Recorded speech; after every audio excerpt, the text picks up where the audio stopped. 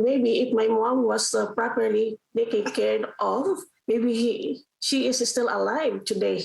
1 year after the death of 86-year-old Filipino grandmother Candida Macarine, a Montreal family is still left without answers on what truly led to her death. She was admitted to the Lakeshore General Hospital in Pointe Claire with respiratory distress February 26, 2021. The next day, she was found dead on the floor by hospital staff. Her family says they received no explanation and they have yet to find clarity and real closure. We were told that she died due to cardiac arrest. That's all we know.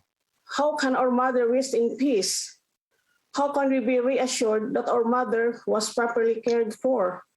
Imagine how these questions has been haunting us since her passing. Gilda Macarine works as a nurse in a long-term care home in Montreal, making this all so much harder for her. I'm taking care of elderly persons, elderly residents. We take care of them, and every time I work, my heart is so heavy because my thought is keep on going back to what had happened to my mom.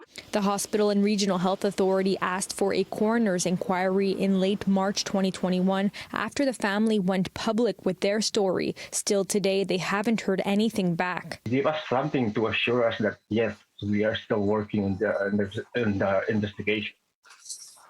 Don't keep us in the dark. Quebec's coroner's office says the investigation is still ongoing and should be in its final stages, adding that the report should be finalized in the coming weeks. I want to see a report of what really happened to our mother. The anguish and the pain and suffering the family is going through is only amplified by the lack of information.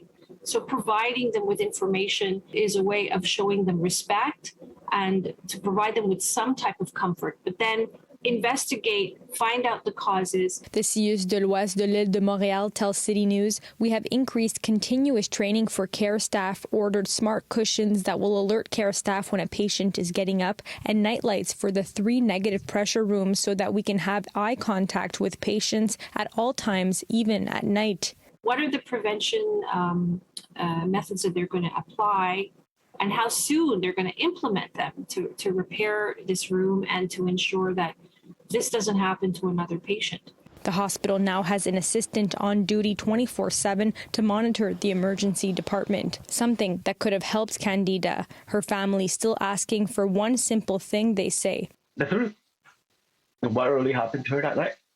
And changes to prevent something like this from happening.